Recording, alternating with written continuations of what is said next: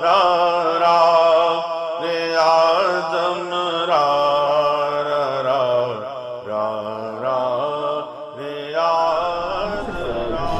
It's the island newspaper, which is one of the largest independent newspapers in Sri Lanka. Okay, and then we also have a very big free of charge, is it? Yes, yes. And where are you based? You operate from the United Kingdom, is it? Yes, that's right. Right. And that is where you, what is it called, your head office or your main function, all right. But are you affiliated to any particular religion, or do you believe in divine love or universal love, as they call it, or do you all take a religious line on certain? We are affiliated with Lord AlGohar Shahi, who is believed to be Kalki avatar, Imam Mahdi and Messiah. Yeah. We follow his teachings, and apparently we do not belong to any religion in particular. His teachings are for everybody. Divine love, universal love. And how many, I understand that you were born in Pakistan. Yes. Right? But weren't you persecuted in Pakistan itself, where you for your beliefs? Yeah, we do get persecuted by the authorities in Pakistan for our belief, divine love. Yeah. Why is that? Because it's against Islam? They think it's against Islam. Yeah. But it's not against Islam. It's not against any religion at all. Yeah. But this is their understanding. Anybody talking about anything else for except Islam is offensive to them. So they think this is against their belief system. But in the true sense, according to the teachings of all the religions, the divine love is the core of every religion. So it's not against any religion at all. It's not offensive to any religion at all. But this is their own understanding, that this is against them. Which is not the truth, is it? No, it's not true. So can you go back to Pakistan? I cannot. You can't, is it? I cannot. Why? Your followers are still being persecuted there, is it? Yes. Just yesterday, 65 members of our organization, which fled to India, they were there in India for 5 years, and then United Nations got involved, Indian government helped, and they have been resettled in the United States of America and Canada.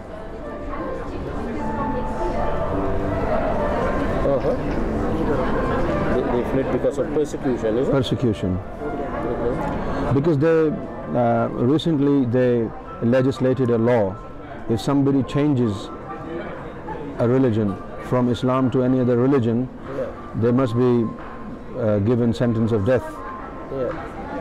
So that was the fearsome persecution. So, but of course, some of them still do operate in Pakistan underground. They're underground. Obviously, given these circumstances, they cannot come out in the public and preach about this thing. And also, I was told that I understand that you also practice what's called divine healing. Yeah. Is it? Yeah. And Mashood was telling me certain instances where he came out of a man came out of a coma, and also a child who spoke, right? And don't you think that there's a contradiction in what you preach, and this kind of divine healing which goes more in line with more kind of Christian churches like Assembly of God, which of late resort to this kind of healing practices. So if you don't believe in a particular religion and you believe only in universal love, how do you think this happens? Is that if there is no God? I never said. Yeah. I never said that these religions are false. I didn't say false. No. There is no God as such. Because no, there is God. Of course we believe in God. Yeah. This is what divine love stands for. Divine means deity, comes from God. So when we say divine love, it means love of God. We never said we don't believe in God. If God is extracted from the concept of spirituality, there is no spirituality at all. The destination is God. Same God, which is the God of Islam, Christianity, Judaism, Hinduism and Sikhism. Same God. And do you believe that there is one God, is it? We believe in God, yes. And what do you call that God? No, Muslims. It doesn't really matter. It doesn't really matter, because there are so many languages and everybody call God in their own language. According to the teachings of Lord Rarias Gohar Shahi, any name which is used to call upon God is worthy of respect. Whether you call him God, Allah, Bhagwan, Ram, Krishna, all these names are worthy of great respect because they refer to God. So many names have been given to God. It doesn't really matter what name you use. But they're associated with different philosophies and religions, aren't they? I'm sorry? They're associated with different philosophies and religions. God, in every sense, if you look at Allah, they look at Allah in their own perspective. Or the Catholics. So how do you compromise this? Because you feel that there is one God and different kinds of God. I would like to shed some light here. Now, as you see and I see at these religions, we see differences, right? But when these religions were established, all these religions were established by the messengers and prophets sent by the same God. And the basic teachings of every religion is the same. The way of worship could be different. The way they conduct their teachings could be different. But the core of every religion is the same. For example, Islam, Judaism, Christianity, all these three major religions are called Abrahamic faith, came from the same root. And then what happened when the modification and alteration were made in those religions, new philosophies emerged. But when these religions were established, there was no such thing as Protestant, no such thing as evangelic or Catholic. Everybody was Christian, everybody believed in Lord Jesus Christ. In a similar way, Islam, at the time of Prophet Muhammad, there was no denomination like we have today, Wahhabi, Deobandi, Sunni, Shia. This is the emergence of this time. After modification have been made, a lot of huge alterations have been made to the original text of God. But they never existed before at the time of the establishment of those religions. I mean, if you go back to the basics of these religions, they are all the same. Adam brought the same message of God, Abraham did the same, Moses and Jesus and Muhammad.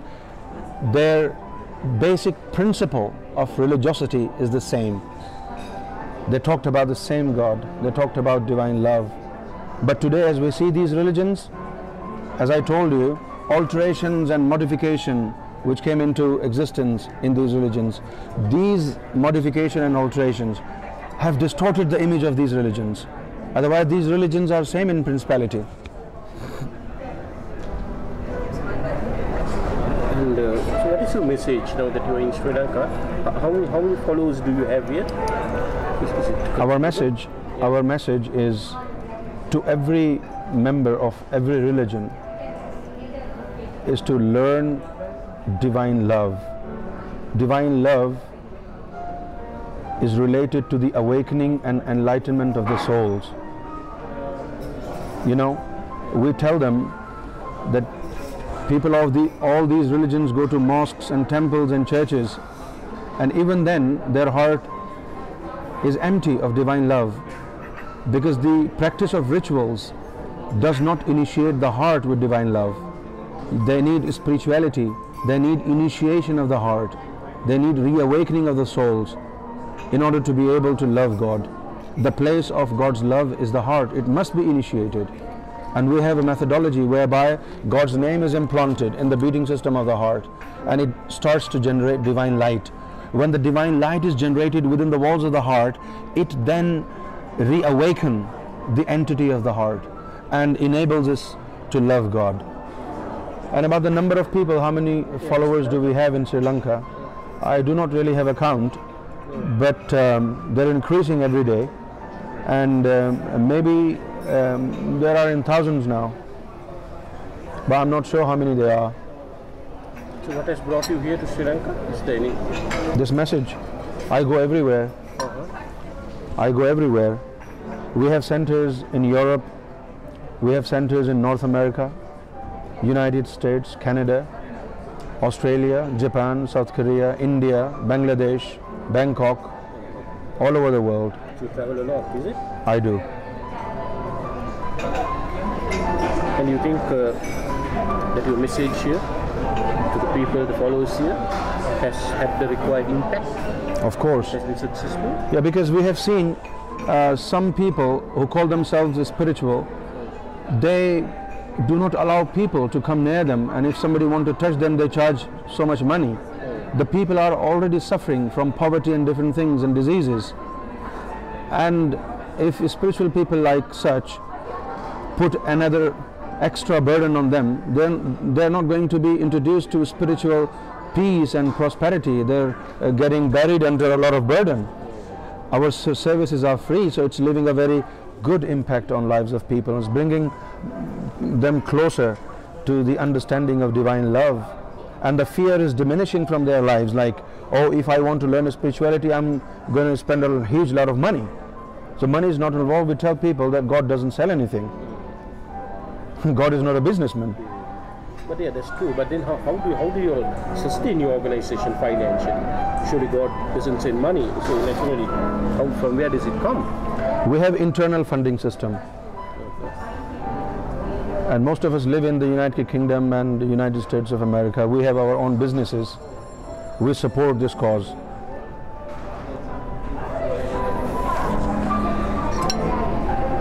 We have our own internal system. So in Europe, you found a more tolerant society towards what you preach and believe in? We're trying to contribute to restoration of a more tolerable society. We're trying. We do not have a magic stick. So I mean, no, vis-a-vis, I'm thinking of towards what you preach. Are they more tolerant in European society? They welcome you, they particularly with the kind of Islamophobia and suspicion they have on. Well, we are not affected by Islamophobia because we are not Muslims, right? The fact that you come from Pakistan. Well, Hindus also come from Pakistan. True. There are so many Christians in Pakistan. I know, I've been to Pakistan. The general perception is that we are Pakistani in Europe. I mean, if somebody doesn't know who we are, they only know we are Pakistanis. Well, the chances are they're going to be really, in turbulent state. But as soon as they come to know who we are, they find it really relaxing, and they find it really. Which means that you all find yourselves welcome there? Yeah, in Europe? Those who know who we are really welcome. And you are British citizen, I suppose? Yes. She was telling me about your healing powers. So I said, okay, I'll give you a small challenge on a personal note. I said, I have gastritis and weight-related problems. Let me see how they disappear. And he said, nothing. Of course. I said, well, that could happen. Let me tell you something.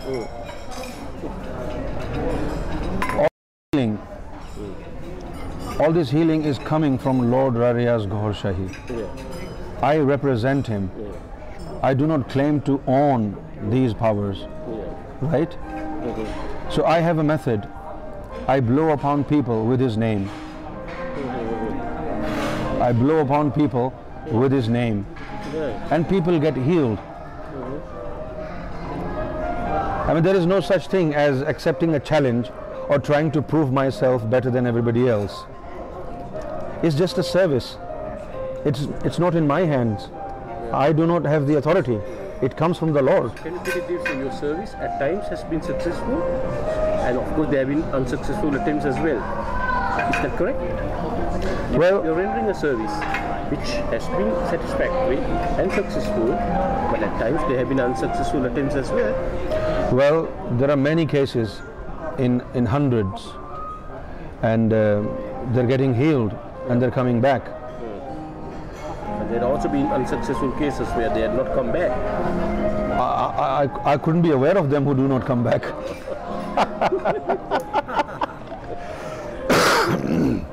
Because there are so many people who come to see me. I mean, I can't really have a feeling how many people came to me and how many of them didn't turn up. So I feel that what is important is an insight into what you are doing. This is what journalism is all about. Not about merely writing about writing. No. How do you do it? Yeah, to what extent are you credible? That is important. What I believe in. Yeah. Yeah. The credibility depends upon the number of people being healed and upon the number of people being able to translate to this divine message. And in fact, there are so many, in thousands now, who have been positively inclined, and they really thought that this is going to change their life. And this has already changed lives of many people in this country, as well as other countries. And how do you place your forgive? Describe your following in numerical terms. In terms of numbers, we don't count. We don't count, because you know the reason why we don't count, because we don't expect anything from them in return. You know, we have no financial incentive to go about counting. It's a labor of love. No matter how many people turn up and how many people go away, it's none of our business, because we're in the service of trying to help people out from the suffering. For which the services are free of charge. Of course.